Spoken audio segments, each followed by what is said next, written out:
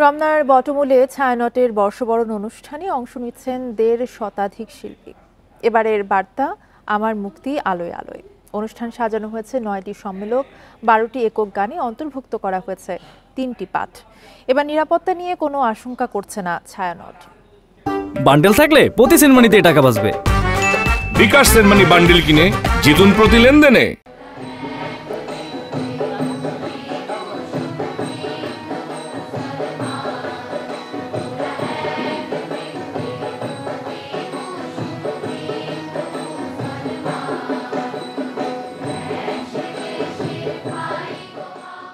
বাংলা নববর্ষ বরণে হাতের সময় নেই বললেই চলে।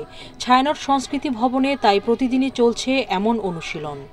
এবার রমনা বটমূলে ৫৮তম আয়োজন করতে যাচ্ছে ছায়ানট।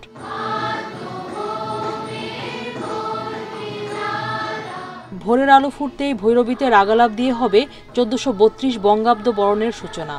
অনুষ্ঠান সাজানো হয়েছে দেশপ্রেম, প্রকৃতি ও মানুষকে ভালোবাসবার গান আর আত্মবোধন জাগরণের সুরবাণী দিয়ে।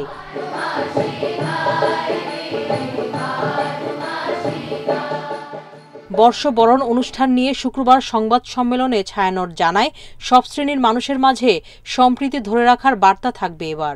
দেশেও ক্রমান্বয়ে অবক্ষয় ঘটছে মূল্যবোধের, তবুও আমরা আশাহত হই না, দিশা হারাই না। স্বপ্ন দেখি হাতে হাত রেখে সকলে একসাথে মিলবার চলবার। সদ্য প্রয়াত সভাপতি সঞ্জিদা খাতুন স্মরণে আলাদা কোনো আয়োজন থাকছে না। তাকে শ্রদ্ধা জানানো হবে নববর্ষ বরণের মধ্য দিয়েই।